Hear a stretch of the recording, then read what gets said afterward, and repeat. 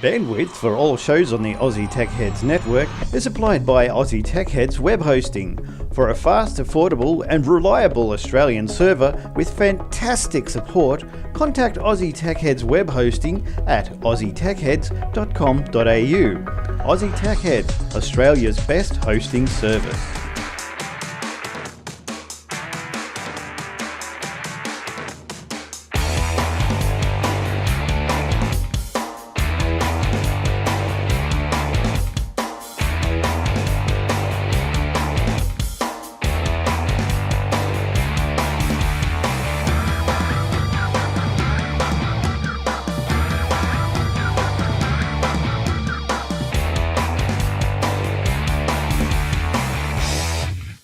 Yes, it's another episode of Aussie Tech Heads. How you doing this week? Oh, it's very important information we got to get across this week, and it is starting with daylight savings finished. So everyone knows that if you are watching live, adjust your clocks. It's all changing. Go to the website for information. That reminds me, we've got to change the times on the website. So good stuff. So daylight saving, it's great. I don't like daylight saving too much. Well, I do, but we don't have it. That's what I don't like. I think we should have it up here in Queensland so we can all just merge in with the rest of the eastern states. All right. So that's part A of importantness. And I forget what the other things were. So we'll just get on with the show. It'll come to me later on. So thanks to ATH Web Hosting. That's Aussie Tech Heads Web Hosting for the bandwidth for the show, supplying it all and all that sort of stuff through the pipes, around the gurgler, up the sewer pipe or wherever you are, drain pipe, wherever you go. There it is, providing bandwidth. So hallelujah. athwebhosting.com.au. All right, let's get stuck into it and let's meet somebody who hasn't been here last week. And it's Will. Hello, Will. How do? Yeah, very fortunate I'm here again this week, actually. Oh, what's going on in your busy little life? My computer's trying its best to explode. Oh, good. And how's it doing all right, is it? Well, at the moment it's working, which is one stage above what it's normally been doing this week. So, right. And look, and those of you, I have got a new toy, and it will be expanding. Do you want to hear it? Don't. There we go. I've got one soundboard thing. He learnt how to internet.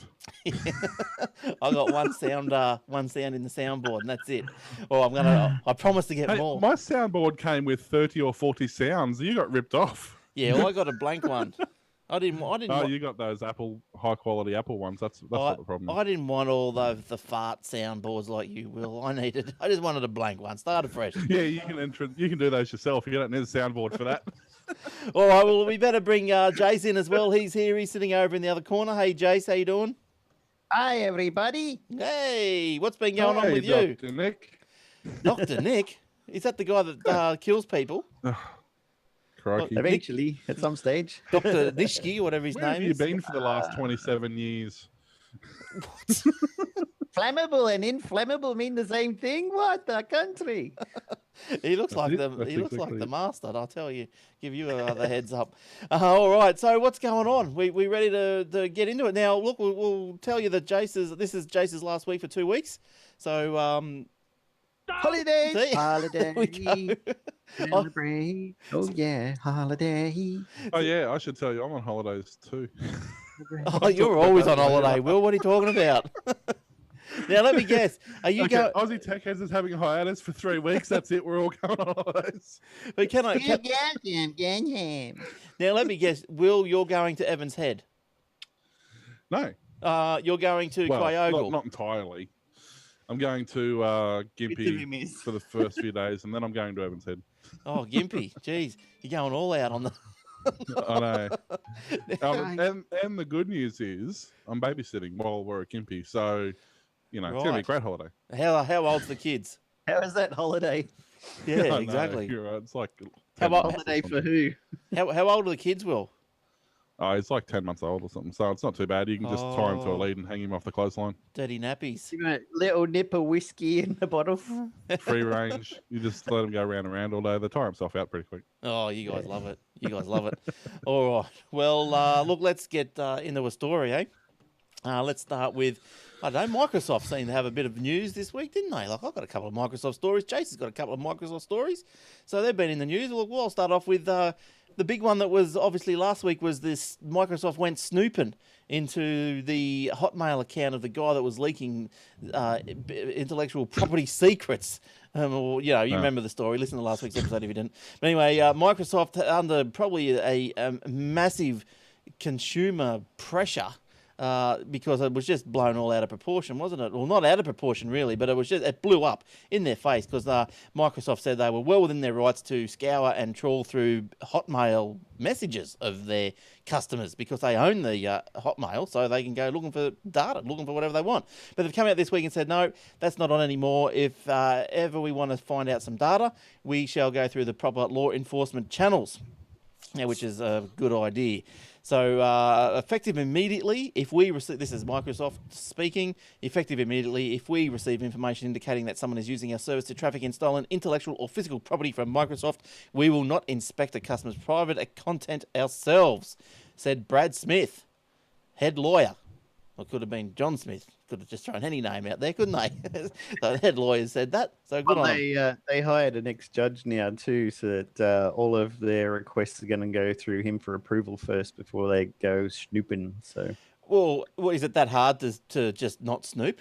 Do you need approval to like? Well, they already knew that there was that this guy was selling off their stuff or giving away free, especially their activation servers, which was the really big problem because it's going to cost them billions of dollars if server activation code gets out. So they're well within their rights. But so they just had a look on his account. They didn't go through every single account on everybody's email. No. They don't really care. A lot of people are like, oh my God, people looking through my email. Nobody cares about your email. There's nothing interesting there.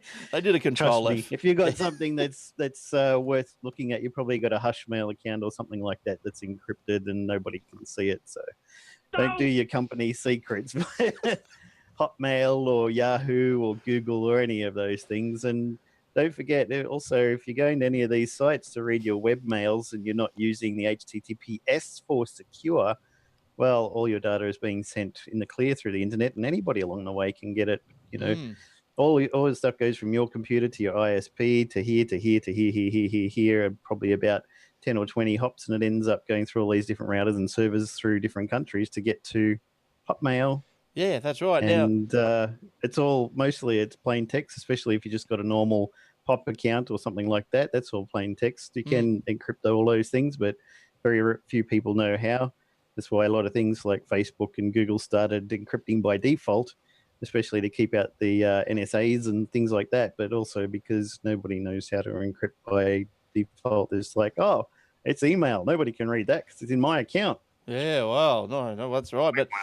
But look, just as a tip to listeners, what about, so if you want to see where your hops are, so if you want to go from your place to, say, Google, what servers that little transaction that you type in, that little search inquiry goes to, what computers does that go to? If you go into, now Jace, you'll correct me if I get this wrong, but if you go into the DOS prompt, how to command prompt, as they call it these days. That's correct. You got it right. Congratulations. The command prompt. I don't think you have to be administrator, just any command prompt. And then if you go trace, TRACERT, so and then space, and then I'm pretty sure you can just type in a domain name. So google.com. If you like. Yep, Google. I'll tell you how it's getting there at the moment, but if anything happens with any of those connections, it'll reroute it through another way. So don't expect that it's always going to be 7 hops to google.com server in Australia where they cache the information. It could go out this way, or maybe there's just a temporary cache server and then within Google it goes around somewhere else, or, Yeah, so if it's you all want over the place. if you want to have a look at that, you just so it's trace, as in TRACE, R for Robert, T for Tom, space, and domain name. So trace RT space google.com.au if you have to, I suppose. All right, cool. How good's that? Now, so just to finish up on this Microsoft customer privacy thing, I don't see, like Jace just said, they hired a judge. Do they really need to hire as I was saying, do they need to hire a judge to say don't go in there, or ex-judge to say don't go looking through people's emails? Like, that's Well, not hard. you know, it gives an extra buffer to keep people happy. PR. You know, people go, "Oh, Microsoft will go straight in." No, we'll ask a judge who's on our payroll, "Hey, is it okay? You know all that money we give you? Is it okay if we just check Yeah. out some?" If you Oh, go, if you, yeah, hang on. Section 23 of page 439 of of the Microsoft Policy Let's Act, go in there. but don't be Thanks more for than the 3 money, minutes. Blow the dust off your fingers when you come out of there. So Microsoft, good on yous. I guess they've tightened up, especially because they used to give Google so much grief, didn't they? You know, over It's how. Krugel. Yeah, what was it? Krugel or something, wasn't it? It's Krugel. Scroogled. You've been Yeah, Screw and Googled. yeah. I think I had it last week. Scroogel. Something Oh, like that. Google reads all of your emails so they can show you ads. No, it's a computer that detects the word sunglasses and puts up an ad for Oakleys. They're not reading through every single word of your email and passing out the meaning of it. They're just picking random words out of there and going, "Oh yeah, we got to add that somebody bought a keyword for that. Let's stick that up there." Yeah, exactly. Whereas Microsoft actually went into the guy's account, which is worse. Which is just breach. Oh, I don't know. Obviously, it wasn't against the law, but geez, it just. They had terms and conditions said Yeah. we can look in all the stuff because we own it, dudes, and you can't. Yeah. As I've heard on other podcasts like Leo's, and that you can't exactly, go to a judge and say, "Can we subpoena our own server so that we can look on it?" Like, what? Yeah, You well, own it, dude. You don't need a subpoena. It was Yeah. on Google or something, then yes, but because it's on your own stuff, you own it. Yeah, well, It's got nothing to do with exactly me. right, exactly right. But I think it was the from the PR point of view, it was pretty bad, wasn't it? Like like people don't want to be people don't want to have their emails in a place where they think that people are going to be looking at them. So that's just what it comes It was down 3 or to. 4 years ago before the NSA and everything, anyway. So Yeah, NSA's into it anyway. Yeah, into everything, But anyway, Microsoft privacy policy tightened right up. ow. Oh, You okay. trim my nose hairs. Is that what you're doing now? You trimmed his nose, her nose, hair. Hi, Lounge, Rennie, Milo, Greg. Cool, legend. Hey. Okay. Stickers. Now, when that comes back on, are you going to come back on for me? Yeah, you Nope. will. So we haven't heard from you for 2 weeks. So what's been catching your attention lately, news-wise, Google-wise, Android-wise, whatever-wise? Well, you know me. I'm always one for a hard-hitting story that's, we can't possibly do without every week. And given that we're in April and it's the 3rd of April and we've just had April Fool's Day, and actually this morning you're still getting April Fool's Day things happening from the other side of the world. There's a handful of what the internet's calling the best April Fool's pranks this year. It's really starting to become a thing now. It started a few, obviously since the internet, there was always April Fool's pranks, but it was only a few companies here and there, that sort of did it. But it turns out this year, pretty much if you're on the internet, you're susceptible to either being part of or creating a April Fool's joke. And thank goodness we didn't broadcast on April Fool's Day, because otherwise you wouldn't know what was true. I purposely. I think we're pretty Android clever to be able to figure out what's true. It's a lot of stupid stuff out there. Our Minecraft podcast was supposed to be broadcast on April Fool's Day, but it you bit us tricked in the butt everyone. and fooled us all. Oh, you could tell Glenn about the April Fools that happened in Minecraft. Oh, Yeah, that's another one. what happened?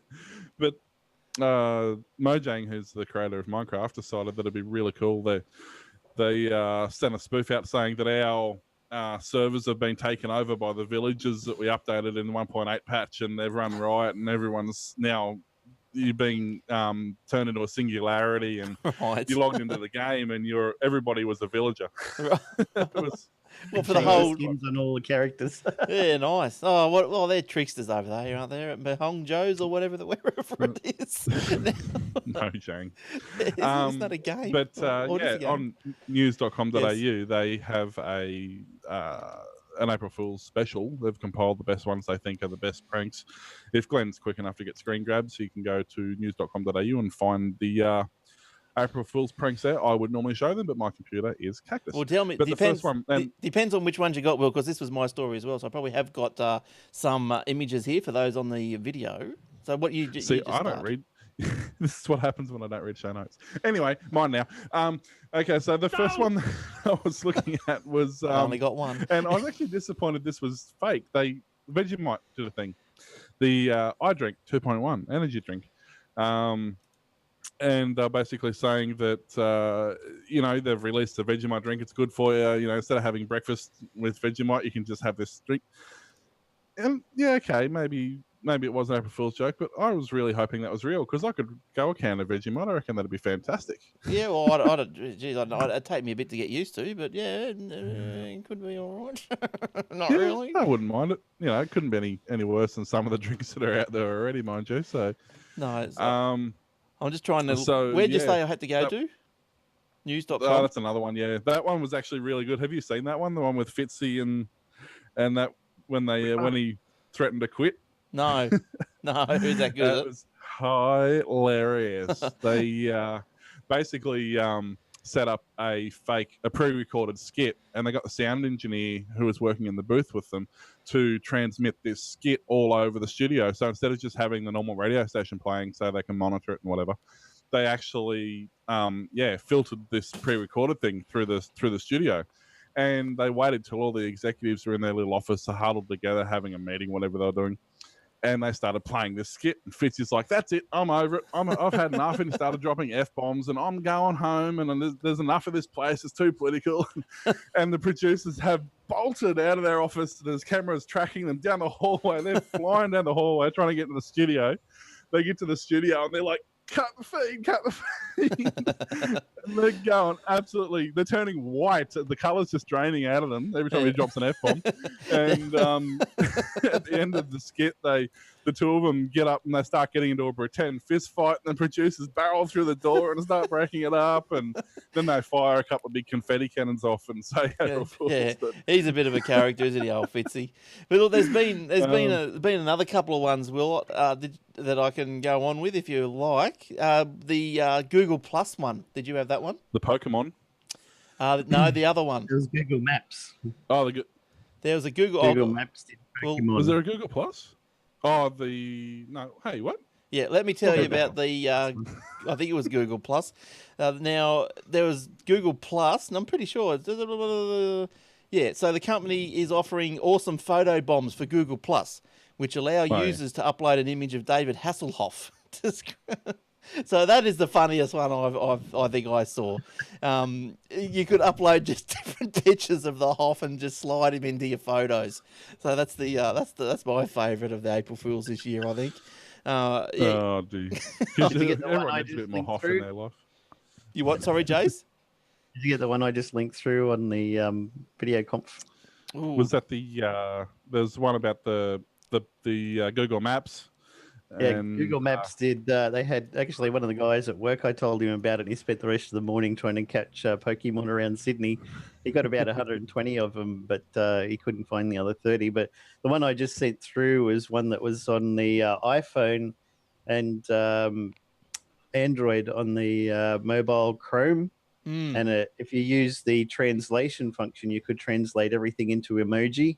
Yes. So if you went to a website, it'd automatically change all of the words in there that had a matching emoji to the emoji, and worked with source code and all sorts of things. And they had a video there of people saying, "Can a word smile? Can a word roll its eyes and say sorry, not sorry?" And Habicho, presumably fake linguistics, pragmatics professor at Chrome Video. No, it can't. That's why our translator will interpret the tone and context of words. Just hit the emoji translator button. Easy. Yeah, so that's crazy. And I think, Will, you what was the Pokemon one? Did you have that one? The Pokemon one was Google Maps. They basically advertised for a Pokemon Master. And one of the recruits can update their Google Maps app and try to catch them all. So basically, they even went in and made an ad on their website saying that chasing Pokemon Masters, and basically, it was literally going around the map trying to find all the Pokemon. Now, there's There's another I one. also had one called Shelfies when I logged into my Gmail. You could take a self picture of yourself and put it in the background of your Gmail, which I actually did. I didn't use a photo of me, but I'd uploaded photos for a long time through Google Plus, and you could pick one of those and make it your background for your Gmail, which is quite nice. Now this one, hang on, wait till I get it queued up here. Now this one is actually from, I think, I'm not sure where it actually come from. And look, as far as I know, this is pretty current. Forgive me if it's not current. It's just pretty funny anyway. Let me click over here and let me go on to get some volume going. But this is everyone's heard of planking and all those other stupid social media things, I guess, that people are doing. Well, this one's called clocking. Have you guys heard of clocking? Mm-hmm. You have? That's not a new thing? Yeah. Only because I saw this clip. Here's an exclusive first look at YouTube's upcoming trend, clocking. Clocking is a continuation of my work on planking, where planking made a statement about space. Clocking is about time. You stand in public with your arms up like a clock to accurately display the time, and you just keep doing it for hours. Human beings are ruled by clocks. They tell us when to act. If we ourselves become the clock, does that put us back in control over our own destiny? So it's just bloody, it's crazy. It's crazy. Yeah, it was quite funny. It was quite well done. I mean, they're not afraid to throw some money at production these days for YouTube, for April Fool's stuff. So, yeah, because for those of you who couldn't get the picture, I think they did explain it there in that little grab, but it was, you stand at the correct time with your arms outstretched, doing the time, so 3 o'clock, one arm up, one out to the right, and you move your arm around as time goes by. There's actually a few other ones on there. There was the stopwatch. There was a few of these other ones. Oh, I tell you what, it's bloody funny, all right. So yeah, I had a bit of a laugh out of it. All right, clocking. So look, we want everyone to send in their clocking videos or pictures. That'd be quite funny. If you can clock while you're planked, then you're set. Yeah, and it's for people of all ages. Cool. That'd be plonking. If you can't, I could go plonk off. Get clocked. Clock you, man. It's not actually. There was some that people actually fell for though, like the pet fi from IONet. Yeah, that was a good one. Yeah, people fell for that. Oh, and right. the Kogan drones. The Kogan drone Wi-Fi, yeah. I posted some. There was uranium you could order from Amazon. Yeah, that'd be actually. I could actually go some of that. It'd be handy to have that in your back pocket. They had questions and answers, and someone's like, "Will it be delivered by Amazon drones?" And he's like, "Yeah, and it'll probably have Enola Gay written on the side of it." All right, let's come back to Jace. I think we'll go to you, Jace. All right, now I hope you got all over that April Fool stuff. So what's going on with Jace? What did you find this week, Jace?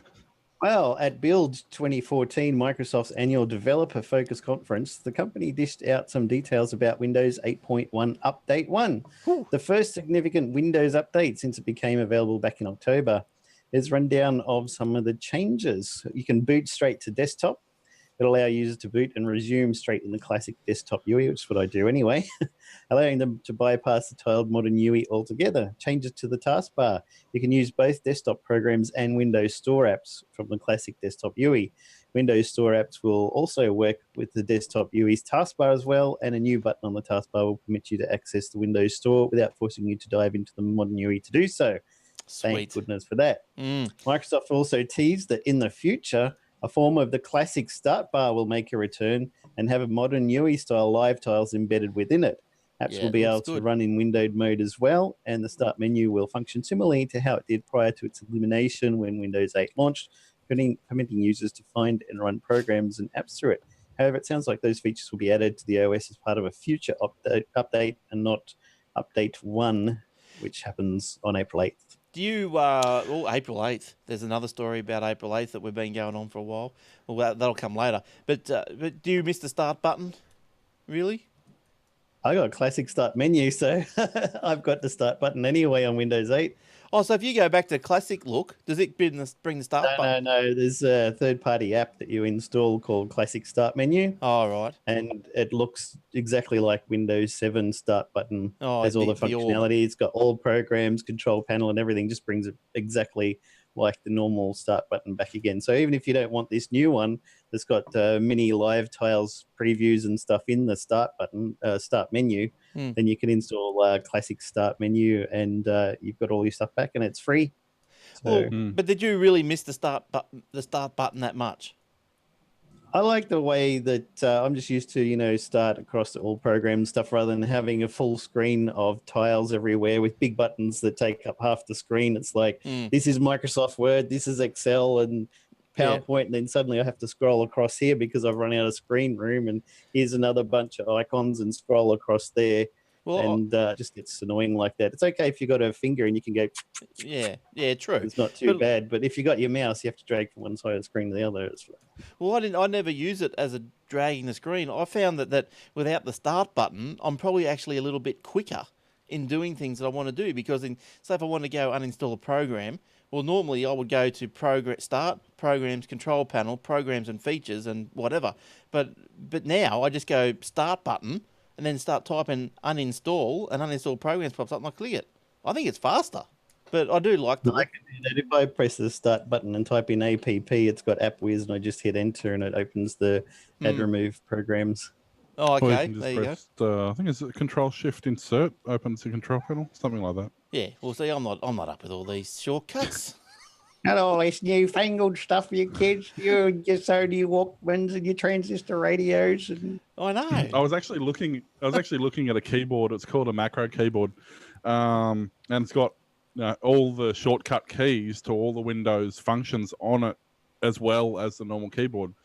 And it was something like a 300 key keyboard. Do you remember the Optimus keyboard that had little LCD screens for all of the keys on the keyboard, and you could program a little picture on any of them? Yeah, that was awesome. That was going to be really popular, but I think it was too expensive. That was the problem. It was too expensive. Never caught on, but if you started Photoshop, it would change the X, C, and V keys to a picture of scissors and clipboard, and then paste. Handy. Yeah. So that you wouldn't have to remember control this and control that did something. You could see the picture on the buttons of what it did. Couldn't you just get like a plastic keyboard overlay or something? Be a bit cheaper. I mean, it's funny. I still find myself using your kids with your technology and your transistor radios and your Sonic secret handshakes. I know it's like when I'm doing a lot of things, I still use Control C, Control V, Control X. I use that all the time. Yeah, I do. Or when you're doing dropping and dragging, you'll drop and drag, but then you'll hold the shift and control tree to get rid of the shortcut instead of just going cut paste. Well, you're doing the mouse with the right hand, and you might as well be doing something with the left hand. If you've got it up on top of the desk, you might as well be doing something with it. So like 15, 20 years ago, my uncle was doing a WordPerfect 5.1 course at TAFE. And I showed him how to use Control B to bold and X and C and V. And he goes into the TAFE, and he got used to it at home because it was so much easier than bringing down the menu and then down, enter. And he started using it TAFE, and the teacher comes over and goes, what are you doing there? How do you do that so fast? He's like, you just Control B and it bolts it. Yeah. Really? Wow, that's fantastic. Well, I'm teaching you. You just taught me something. Well, wasn't it what was that word processor called? Word Perfect or something? Word Perfect 5.1. Yeah, it wasn't the downfall. One of the downfalls of Word Perfect 1.1 was it used all these shortcuts, but they weren't the universal. They weren't standard. Yeah, they weren't the standard shortcuts like F keys, especially like F1 would print. Universally F1's help. So so it's part of the downfall. Like Corel Draw was another one that did that. Well, Corel bought WordPerfect, so had to complete the lot, right? They kept the crap going. Oh. That's good. And they had the blue screen. That's the best word processor, though, for DOS. Yeah, it was all right, I suppose. It was all right. X3 Gold. Hey, what was wrong with the built-in word processor in X3 Gold? That was fun. Oh, geez. Well, you're going back to the transistor days now. You're like, who is it? Mary Jo Foley from Leo shows who does all of her word processing in Notepad.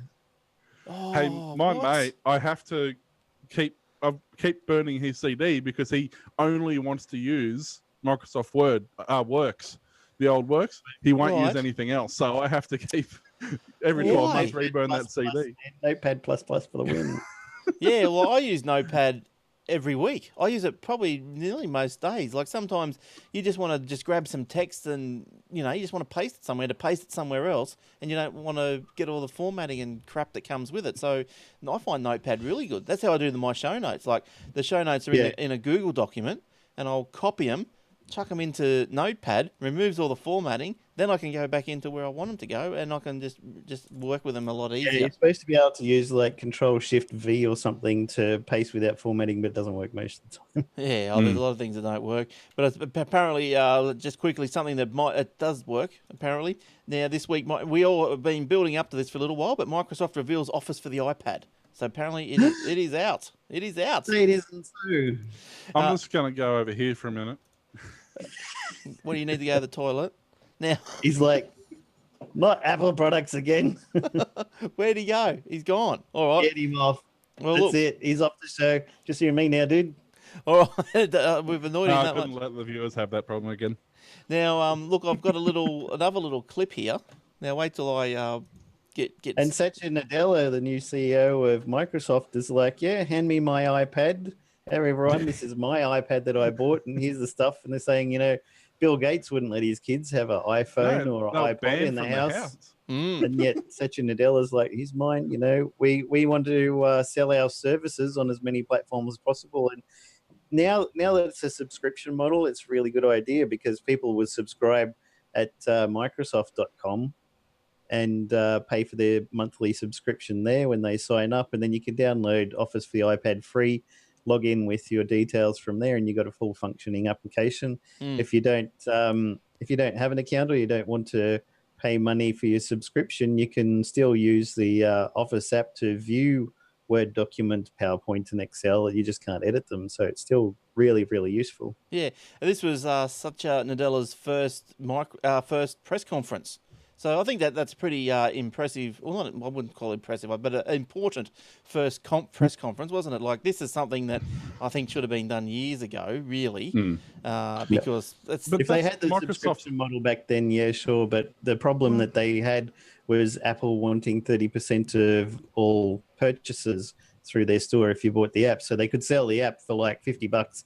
Apple would get 30% of that. But now they're doing subscription model. You can either sign up inside the app, which case Apple gets their 30%, or you can go to Microsoft.com, which most people would already be doing, sign up there, and then they can just download the app and activate, and away they go. But I mean, I don't understand.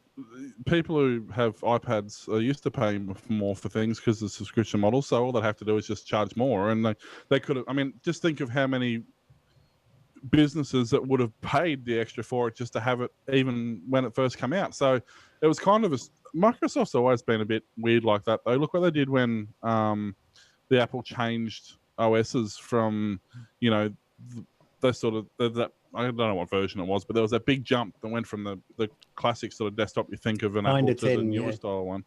And Microsoft went, oh well, too bad. We're not developing it anymore. It doesn't work. Not our problem.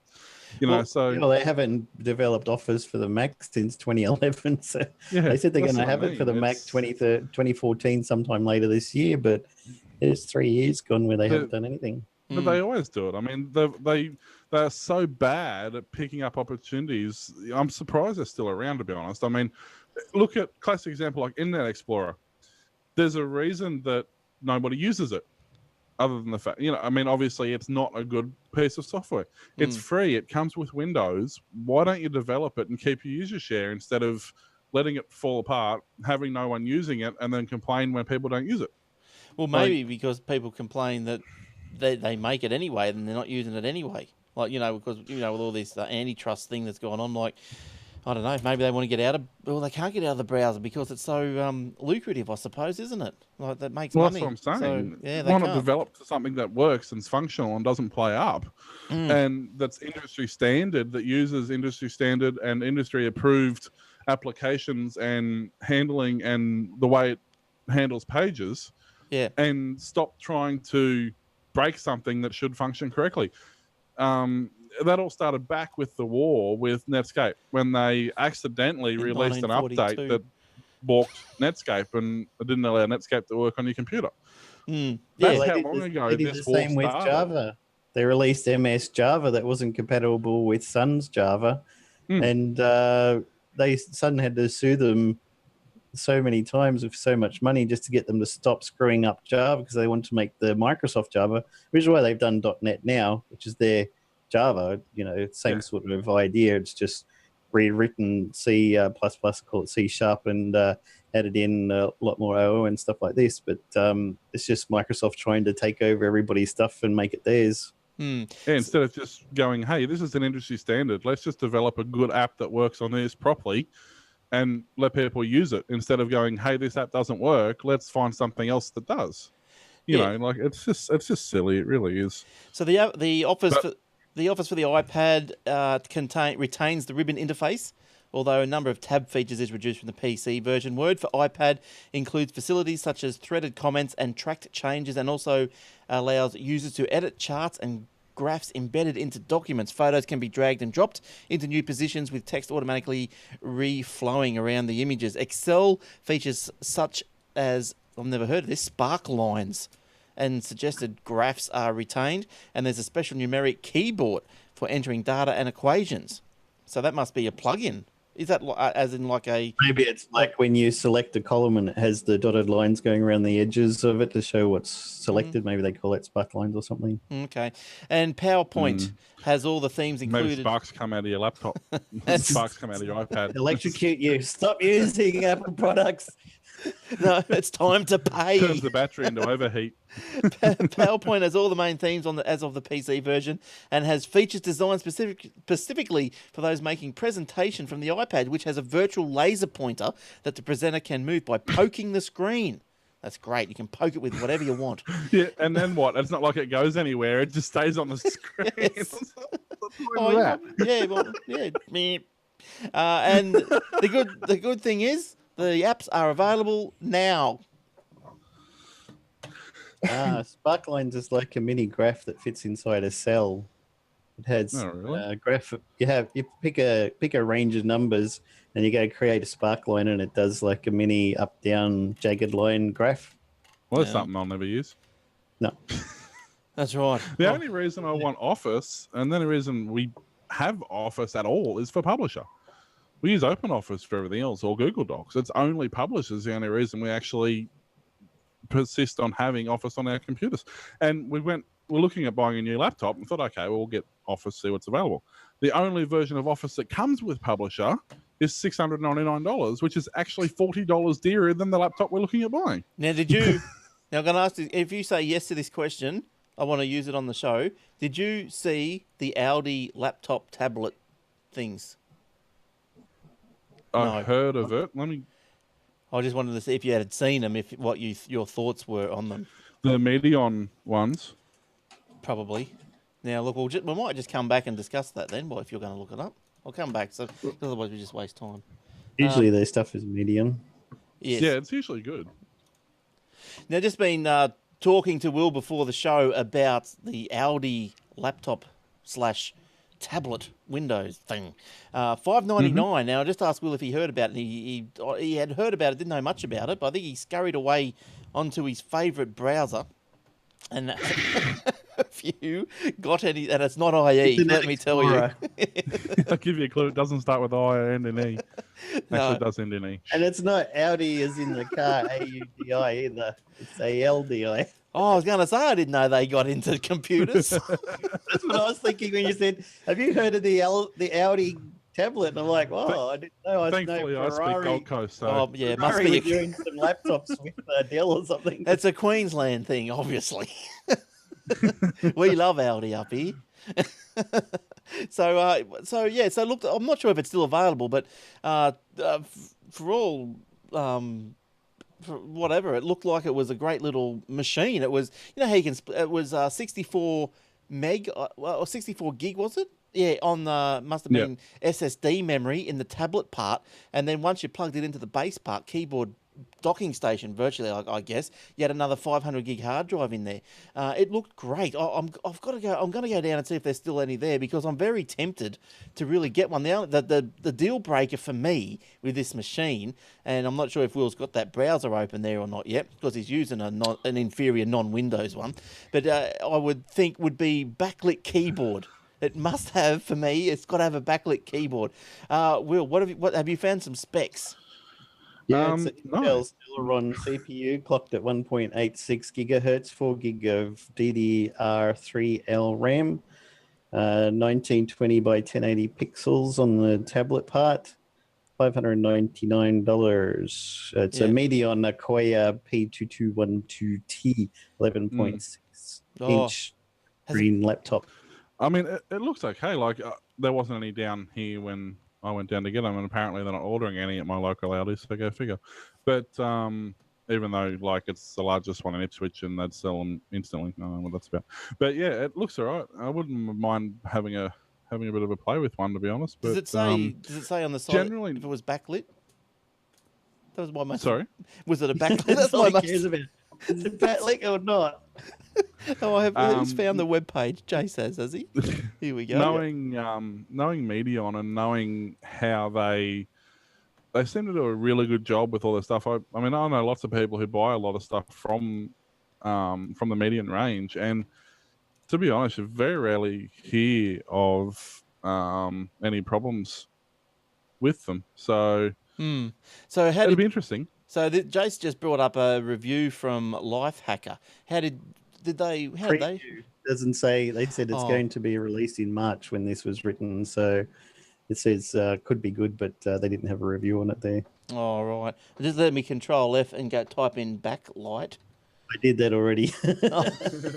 That's not there. We got playback, but look, it does look like it's pretty good. Like I know Asus, I think, came out with some new ones this week as well. I got an email, but I'm not sure if they're as good.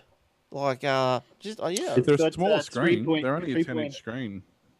PC World has done a review on it. They gave it 3.75 out of 5 stars. Yeah, that's what I'm actually reading now. They say the build quality is ports, but you expect that with medium stuff. It's always a little bit clunky.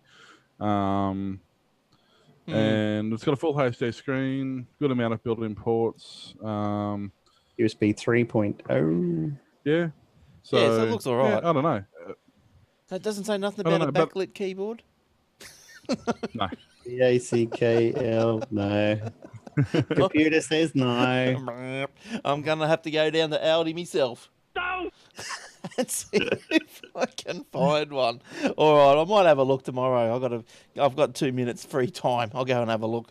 But that looks like keep an eye out for Aldi because they do have some great things. Medion's their brand, isn't it, for computers and IT? Mm-hmm. And I think their TVs and audio visual is Born, as in BAUN or B something like that. Yeah, something crazy like that. So sounds good, doesn't it? Sound good. So get down to Aldi. Yeah, I will. And if I do find one, because I know it was a week ago, and I know they don't hold stock for too long. But if they still got them, and as Will says, there's none up there. I know ours didn't get it here, and I've been to half a dozen different Aldis between here and work, and none of them have it. So here's something interesting for you, Mr. T. They reckon they can use it pretty heavily and get nearly 8 hours out of the battery, so that's not too bad. Yeah. On the 1st of June 2011, Lenovo Group announced plans to acquire Medion AG. Since August 2011, they hold the majority stake in Medion. Well, there you go. Lenovo. So the quality is going to get worse. What's wrong with that? That was 3 years ago. Lenovo makes the IBM now, don't they? Isn't it the IBM? See, that's my point. It's the same ThinkPad they made 37 years ago. They haven't changed it. It's still a square brick. And what do they call that little pointer thing? That little red little dot. What was that nipple. called? Was it? No, it wasn't a nipple. Was it? No. They have a special name for it, and it's really stupid. The foam-covered trackpad thing. Yeah. It wasn't the red nipple. I don't think it was the red nipple. But you got. That's a drink, isn't it? Well, you got red nipples on Lenovo, and you got a white nipple on Apple. Doesn't that Mighty Mouse have a nipple or something? I don't know. I can't keep up with all these nipples. On the website, it says it's a pointing stick. Yeah, it's something. But anyway, we'll get over It's that. hardly a stick. Go down to Aldi if you want to have a look at that thing. Yeah, Oh, it's What is got a that red one. called? IBM Track Points. Track point. They're calling it a track point now. That's not what it used to be called either. no, it was something else.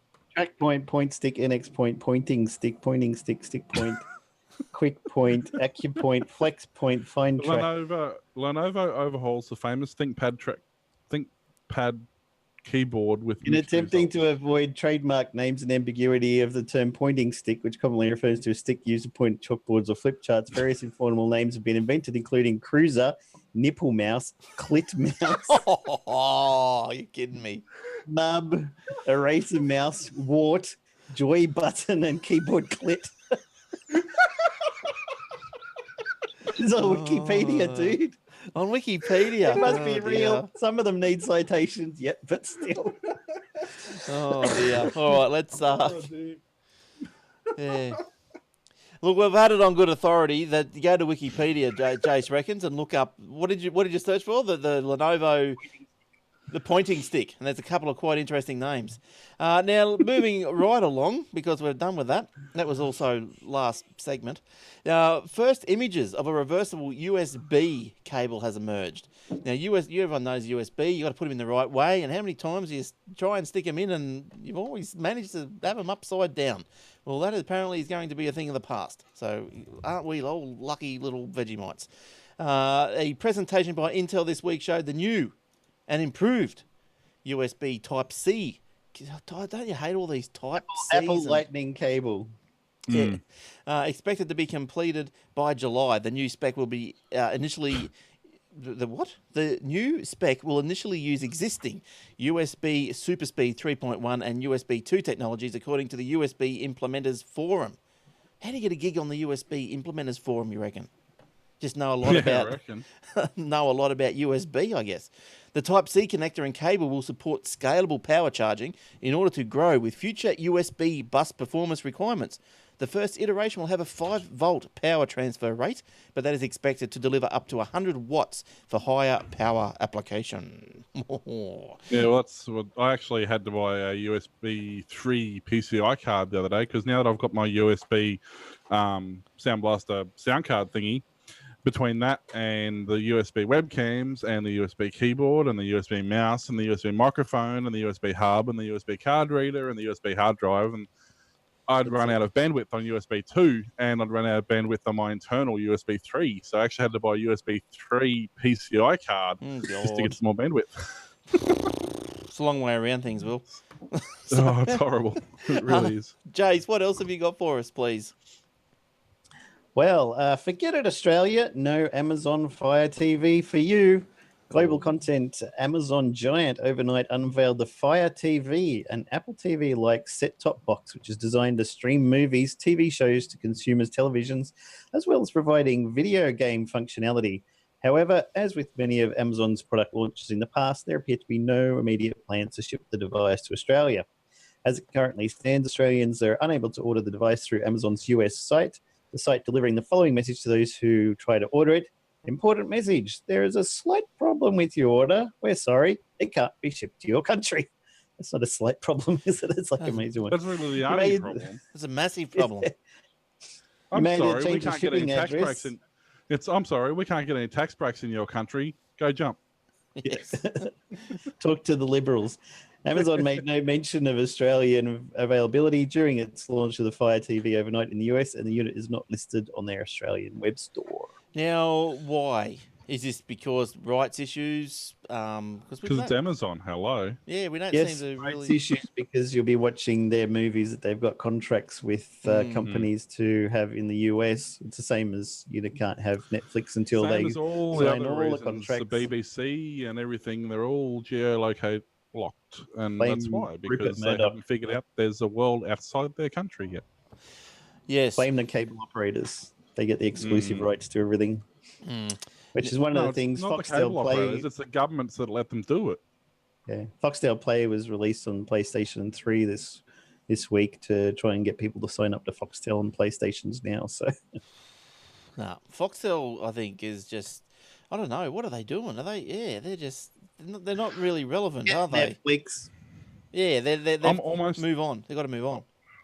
I'm almost tempted to have Foxtel purely because my Prisoner. free-to-air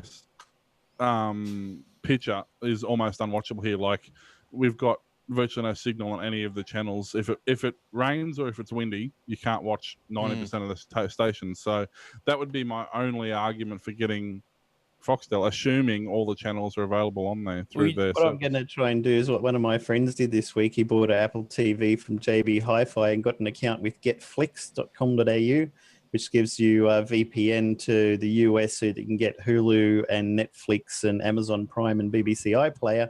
And it's about $2.49 a month. Right. And just stream it through to your Apple TV. So I've still got my Apple TV that I unjailbroke a few weeks ago that I want to take with me when I move. And I think I'll be hooking up Netflix to my home system. And it's like $8 a month US for Netflix, plus $2.49 for this Getflix website. You're done, get all the movies you wanted, all the TV shows, everything, high quality, whatever you like. Well, how does the Getflix? Because, well, what am I doing wrong? I did the VPN thing, tried to do the, tried to go right out, and tried to do the BBC iPlayer thing, and yeah, it worked on the phone, but I couldn't push it to the Apple TV. So would I have to put the another The Apple TV has got you need to put the DNS for Settings your in that. country in there. Oh, is Either that gets that, an or IP you need address to through use the something DNS. like a Raspberry Pi and make that your router and have that just automatically divert all the traffic that comes into the house. Yeah, Yeah, some right. routers have got a built-in VPN application as well in the ADSL router, so you can automatically connect to it, and then everything inside your house goes through it. Yeah, I don't want to do that. I'd like to be able to turn it off and on, but yeah, you might be right. If I put the UK DNS servers into the Apple TV, sweet. You reckon? Yeah, there's usually two types of VPN accounts. You can get one where you run a little client on your desktop or an app on your Android phone or something like that, and it'll reroute all TCP through there automatically, or you can get a DNS type account with VPN, and it'll give you DNS servers that are in the US or the UK or wherever you want. Right. You put Yeah, those that's the into your one. Apple TV, and that's where it does all of its routing through. I That's might, Because the one Apple that, TV doesn't have I a use on VPN account. might try that. But yeah, because I just thought if you couldn't get it on your phone, I just thought it was just a simple, move it, push it to the Apple TV. But obviously, it must still recognise that the Apple TV's in Australia or something, and it just plays funny buggers. But anyway, that's just what happens. Will, give us a story, please. Alrighty, you guys know I like the Humble Bundle. Humble Bundle. I can't say it, but I like it. He likes a humble bum. Yeah, you were right the first time. He's a grumble bum. Hey, honey bumble. But yeah, so the new one's been released. It's out for PC and Android. The Humble Bundle 9. It's got about 2 weeks left to run on that, so make sure you check it out. It's the thing where you basically pay what you want. You get some pretty cool games. One game that has been released that is taking the world by storm is the Goat Simulator. That's probably the main reason to buy the Humble Bundle. It's if you haven't seen it, go to YouTube, check it out. People are playing it. It's going absolutely burko. It's just such a hilarious game. It's so much fun, good entertainment. Good, clean fun. I wouldn't say that. Okay. But It's not sheep. But There's no sheep it's, involved. They're goats. There's plenty of goats. There's also sacrificial human sacrifices and goat sacrifices, but it's awesome. It's a lot of fun. You can headbutt stuff and run amok and destroy the world and do all sorts of things. So Sweet. You need to check that out. And it's actually one of the separate ones that's not part of the bundle. It's one you purchase separately, but it's definitely worth the money. What do you call it? I've had it since pre-release. The pre-release came out like a week or so ago. So I've actually had that. I think the actual thing's coming out either this week or next week, the full version of it. But so check that out. What's it called to Google? Feed the goat or something? Goat Simulator. Goat in YouTube. Simulator.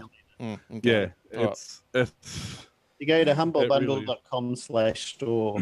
It's there for $9.99. Yeah. Right.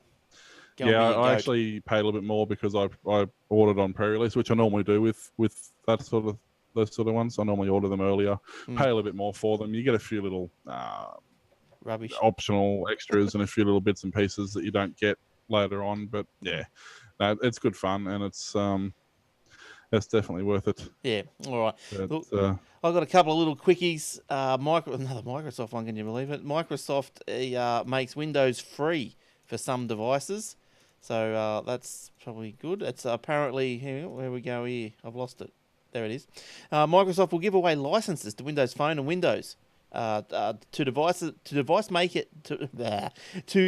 makers building smartphones or tablets with tablets, believe it or not, with screens smaller than 9 inches measured diagonally.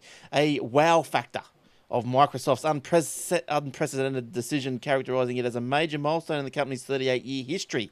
It's the day Microsoft finally capitulated to the changing market, driven by the disruption led by Apple, Google, and the smartphone ecosystem, said Patrick Moorhead, principal analyst at Moore Insights and Strategy, in an email interview.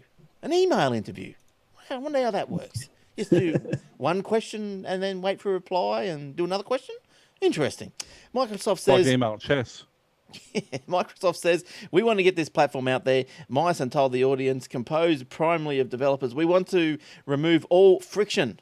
There's a fraction too much friction to drive adoption of your applications or phones and tablets less than 9 inches. We are making Windows available for $0. Zero. And so what they're saying is if you've got less than 9 inches, they feel sorry for you. Pretty much. you got to go harden up. Microsoft Windows XP and Office. Take a tablet, that'll solve that problem. 2003 deadline looms. Now, if you have been living under a rock or not listening to this show, listen up. Microsoft has issued a reminder that security patches, software updates, and technical support for Windows XP, as we've been saying for like the last 6 months, and Office 2003 ends next week, April 8. So before you hear us again, XP has stopped being developed or patched or whatever. He added that there are good security reasons for moving away from XP. According to Microsoft Security Intelligence Report, Volume 15, XP Service Pack 3 has an 82.4% malware infection rate. Massive. According to Trend Micro Smart Protection Network data released this week, report number unknown, 6.57% of PCs in Australia and New Zealand are still running operating system. So 6.57, that's all right. They're probably cupboard somewhere. Now, yeah. I love the way they just randomly make up numbers for that sort of stuff. Yeah, they can't be spot on. According to Miller, there is an opportunity for hackers to make significant financial gains from zero-day vulnerability that will never be patched. This vulnerability has the potential to build large-scale botnets. Access to these compromised machines can be leased out for their processing power or network bandwidth for denial of service attacks. So if you... Oh no, somebody's going to hijack my media center. Whatever shall I do? Well, I don't know. Well, if it's on your network, Will, you still got to be worried about it. Because 2 a.m. in the morning, that's why I run playing movies. That's why I have two separate networks. I have one for my computer and Sonia's computer, and everything else is on a separate network. Smart boy. See, you're not... Well, actually, sorry, my NAS and the two computers are on one network. Yeah. Hey, you're not just a pretty face. Luckily. All right. Okay, let's go. Okay, Jace, what more have you got? What did you spy this week? Well, the price of apps on Apple's App Store rose by up to 30% in Australia from last Wednesday afternoon. A price increase was foreshadowed by Fairfax Media on Tuesday and has been followed up with the release of updated pricing tables to Apple software developers who provided Fairfax with the details before Apple began rolling it out on Wednesday evening. On Tuesday, Apple did not say what the increase would be. Apps now costing 99 cents will cost consumers $1.29 after the changes implemented. Increases will apply to Mac, iPad, iPhone, and iTouch apps, and were changed to take into account foreign exchange rates over the past year, according to a message sent to software developers by Apple. The change comes after a year of currency fluctuations, and as of Wednesday, the Australian dollar was fetching 92 US cents. So let me have a look here. I'm just doing a calculation. That's a increase of 24%. Mm-hmm. Mm. Basically, Apple needs more money because they're broke. Or it would seem. I can't think of any other reason they would do it. Look, this story, I saw this story come out, and I had my fingers and toes crossed, and everything else that could be crossable crossed, because it was published on April the 1st. I thought it might have been an April Fool's story, but alas, no, it's obviously real. Yeah, that's right. Which It's is sad. you know, and yet most of the Android apps that I use have gone down. But Yeah, poor me and Will. We don't have any Apple products, so yeah, we get you to know, miss we have out. nothing that sucks all our money or our soul. We just have mostly free programs that we can pay for if we want. I don't know how you guys. How do we cope, Jace? I mean, really? Well, you Beyond see, me. I got more. You got less time because you got less time to spend with your family because you're too busy trying to get rid of viruses all the time. I don't See? have a family. I have a life. You've got a Minecraft family. Come on now. That's exactly right, and don't you forget it, my blocky buddies. Now, what else have you got, Will, this week? You got anything else? Actually, an interesting story, and I don't know if you guys remember a few years ago, and I've got a complete blank. I can't think of a name, but the Australian singer, she started off on the Block or something, but anyway, she was diagnosed on the TV. An Indian doctor saw her doing an interview and said, "Hey, you've got such and such cancer," Ooh. and she was diagnosed over the TV with that. She's got better, and it's all good since then. But there's on Facebook, there's a lady who posted a picture of her daughter, who's I can't think, doesn't say how old it is, but her daughter looks like she's like, I don't know, 6 or 7, and actually no, I'm wrong. It's just a bad photo. Took her photo of her 3-year-old daughter. She's 87. And if you look at the photo, one eye is red, which you expect from the flash, Yeah, but right. the other eye is actually yellow. Ooh. And a couple of her friends actually noticed this and said, "Hey, you might want to go and get that checked out because that can potentially be a problem." And sure enough, she got it checked out and she was diagnosed with Coates disease, which is a rare condition that can cause blindness or loss of vision. But if it's caught early, it can be prevented. But my point is that the only reason this was caught is because of social media. A photo was put up onto Facebook, and some people who knew what they were talking about saw it. You know, and as it states further in the article, normally this condition doesn't get picked up until they have trouble seeing, and by then it's usually too late. So that's good. Yay for social media. You know, in this respect, it proves that managed correctly, social media can be a good thing. Saving lives, social media, saving lives. It's in creating time for the individual, isn't it? Because she's going to live longer. All right, now, Jace, I think you got a couple of stories to get through before we depart. Yeah, Google Gmail was launched 10 years ago. Wow. Google's email breakthrough was almost 3 years in the making, but it wasn't given that it would reach the public at all. If you want to pick a single date to mark the beginning of the modern era of the web, you could do a lot worse than choosing Thursday, April the 1st, 2004, the day Gmail launched. Scuttlebutt that Google was about to offer a free email service had leaked out the day before. The idea of Search Kingpin doing emails was still startling, and the alleged storage capacity of 1 gig, 500 times what Microsoft's Hotmail offered, seemed downright implausible. So when Google issued a press-release date stamp April 1, an awful lot of people briefly took it to be a really good hoax. Gmail turned out to be real and revolutionary, and decades worth of perspective makes it look more momentous. The first true landmark service to emerge from Google since its search engine debuted in 1998, Gmail didn't just blow away Hotmail and Yahoo Mail, the dominant free webmail service of the day. With its vast storage, zippy interface, instant search, and other advanced features, it may have been the first major cloud-based app that was capable of replacing conventional PC software, not just complementing it. Gmail ended up running on 300 old Pentium 3 computers nobody else at Google wanted. That was sufficient for the limited beta run out the company planned, which involved giving accounts to 1,000 outsiders, allowing them to invite a couple of friends apiece and growing slowly from there. It was actually a hobby that one of the engineers was working on in his spare time, and he was like, "Oh, I would like to do a webmail type thing," so he did it in his spare time, and then he thought it was the most important thing that he wanted to do was to be able to search through his mail. So that was the first thing that he did, was make search through mail really, really fast. And then he showed it to a couple of his friends, like, oh, yeah, that sounds pretty good. Can you add it so that I could search my mail as fast? So it started off as just a mail search program. And then they added in composing, and then adding in conversation, so you could thread your conversations and hide bits that were already mentioned in the email, so you didn't have a lot of greater than signs all the way through it, quoting people's previous ones and just filling up the email. And eventually they said, hey, what about this? And people were like, no, I don't think it's going to take off. But apparently the co-founders said, yeah, we'll give it a go. So they had a look at it and launched it, and then suddenly, bam, it actually really was the beginning of Ajax, which is a web technology based on JavaScript, because places like Hotmail and Yahoo were all done in HTML. So every time you updated something or clicked on it, it reloaded the whole web page from their website, which was very slow and tedious.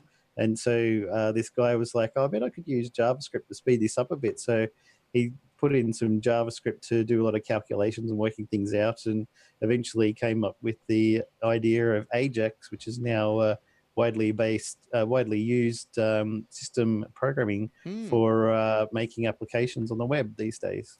Geez, and if you've read so the Googleplex, it's got a really good. It obviously talks about that, how they developed it and how it started off as an internal thing, and then the co-founders like, dude, we want to use this here. You need to make it better. So it went from a 10% program, 10%. Hobby. Google has a thing, 10% of your working week, you can work on whatever thing you want. They went from that to a fully fledged thing. They started pulling engineers from different departments, and it was graphic the whole designers too. Yeah, start off with 1,000 people and introduce friends. Now I remember paying about $80 or $90 for an invite. What? To Gmail. Yep. Oh, yeah, people paid $150 on eBay. I actually got into, one of my friends got an account. He got invited by one of his mates into the beta, and he was like, aha, I got into Gmail. I got a Gmail account. I was like, no, you didn't. He goes, yes, I did. I said, what was your email address? And he told me what the username was. So I went to try and log in, and it was like, I tried to guess the password a couple of times, just making up random stuff. It's like, that didn't work. It was like, what about forgot my password? So I clicked on forgot my password, and it said, to recover your password, to change your password, you didn't get it sent to you because this was your main email account. To reset your password, type in your secret, the answer to your secret question. What is your mother's maiden name? I was like, Simpson, for the Homer Simpson, and it said, yes, that's correct. Type in your new password here. Oh, exactly. I didn't know his mother's maiden name was Simpson. I was just typing it in as a joke.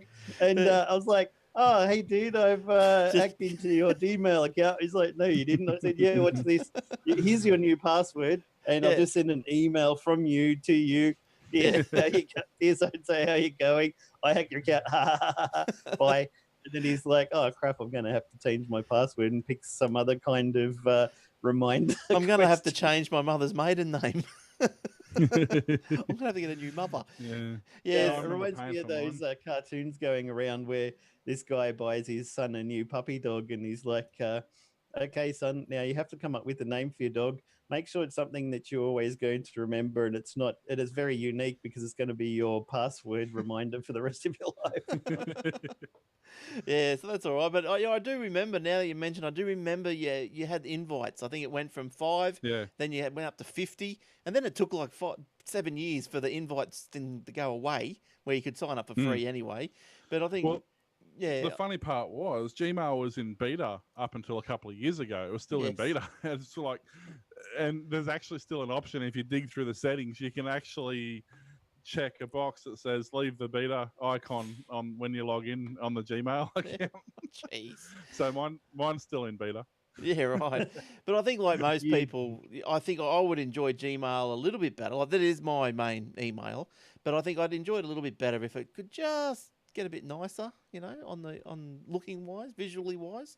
because it's just a bit too, I don't know, cluttered. You need a shelfie like I've got with a nice photo in the background. Take a I mean, picture there of are yourself. themes. There's all sorts of things Put you a can selfie in customize. the You can background. change all sorts of things. But You can have like terminal mode, like you're on an old computer and I everything. have that. Oh. Green screen and everything. That's what mine is. You're such a geek, Will. You're such a tech head. It just an reminds Aussie me of tech my old Apple Lisa I used to have. Oh yeah. Geez, how old are they? Did they actually work? Did they do anything? That was old constructive? when I had one. Yeah. Did they actually do anything I've constructive? seen one. Apple Lisa, yeah, it was. Well, mine didn't do a lot. It made it had that turtle program on it where you could control the turtle and move around the screen. Yeah, that was about the extent of mine. My first Apple thing that I used was a 2E at school. Oh yeah, baby. Oh yeah, An XD Sorcerer. Nobody's heard the of good it. old classics. Now, I don't know about you guys, but Will. Oh, there we go. Oh, that's no good. How do I get out of that? There we go. Now, look, just quickly, because we are running out of time. Now, can I get this up on the screen? Look who rang me through the week. Said, can we post this on the Facebook page? So if you're under 30, 18 to 30, and you want to be in the new series of Beauty and the Geek, well, there you go. Sign in now. I'm neither single nor under 30, so that's... Oh, that's right. You aren't either, so it's not you. And Jace Miss is out on one count. You'd be too old. So am I. And... I want to be in that. I want to get a girlfriend. It is. Do you watch the show? It is quite hilarious. I like it. I think it's funny. No, I can't. I can't bring myself to watch it. No, I think it's funny. It's like MKR. I can't watch that either. No, I don't like that. All right. Well, I think Jace has got one more story, so let's get cracking and do that one, and then we'll do a quick wrap up, please. Yeah, Google owned YouTube hasn't had a serious competitor for years, but Yahoo would like to try. The web giant has been working on a plan to lure some of YouTube's more popular stars and networks to show stuff on their site, according to several sources. Strategy in the works, which Yahoo hopes to launch in the next few months, is aimed at taking advantage of persistent complaints by both video creators and owners who think they don't make enough money on YouTube. Yahoo CEO Marissa Mayer has been mulling over how to have a bigger presence in web video. Under her leadership, the company tried and failed to buy France's Daily Motion and has been pushing a number of other high-profile media initiatives, such as adding television news star Katie Couric to its site. But creating an online video service is a much bigger deal and is not just conceptual. Several industry sources say Yahoo has recently been approaching individual YouTube stars, and some of the big networks are now on the giant online video service. Come on. Yahoo executives have told video makers and owners the company can offer them better economics than they're getting from YouTube, either by improving the ad revenue or by offering guaranteed ad rates for their videos. In addition, Yahoo has offered extensive marketing, even on its homepage, as well as allowing video producers the ability to sell advertising along with Yahoo's sales force. Meanwhile, investors are showing renewed interest in YouTube-related businesses, sparked by Disney's $500 million acquisition of Maker Studios, a YouTube network with 5.5 billion monthly views. Oh, geez, that's a lot, isn't it? That's crazy. That's all fine and dandy to have a heap of, pay a fortune for ad revenue, but if you've got 7 watches, it's sort of not really worth the hassle, is it? I mean, what happened to Yahoo and AOL? I mean, they were, going back a few years, but they were on the cutting edge of the development of that sort of thing. I mean, just look at, the way they used to handle like TV shows and stuff. They were one of the first stations to have streaming and things like that. Yahoo 7. Yeah, well, But anyway, I suppose it answers a few questions for me now. Daily Motion is a French place, so yeah, that answers a few questions.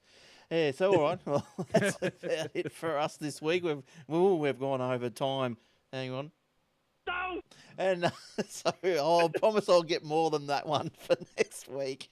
All right, so now I think Jace is out for 2 weeks. Now, Will's just told me he's out for 2 weeks as well. No, one. Oh, just one. Just next week. All right, we're going to have to find a ring in for next week. After. All right, we're going to have to find a ring in. I might give Eric a ring. He'll be here next week if his computer doesn't explode in the meantime. Yeah, well, there's that. All right, good stuff. All right, thanks, Jace. Thanks for coming on. Have a good holiday. Have a good Easter. We'll see you soonish. And Will, so you're here next week. I'll catch up with you after the show and remind you because I can't remember. I'll have to check my diary. But just for say, see you later. Don't forget to go to obsidianloft.com. Check out our podcast that we do Monday nights. You'll enjoy it. It's great. It's all Minecraft stuff. It's fantastic. Go and check it out. Good stuff. And you've just reminded me, I better just quickly say facebook.com/Aussie Tech Heads. There's free iOS and Android apps of the day. There's also Aussie Mac Zone podcast as well, aussiemaczone.com.au, and also our webpage, aussietechheads.com.au/podcast. And don't forget athwebhosting.com.au for all your hosting needs. All right, until next week. Until next week, it's bye from me, and it's goodbye from those two, and we'll see you next time. Bye-bye. See ya.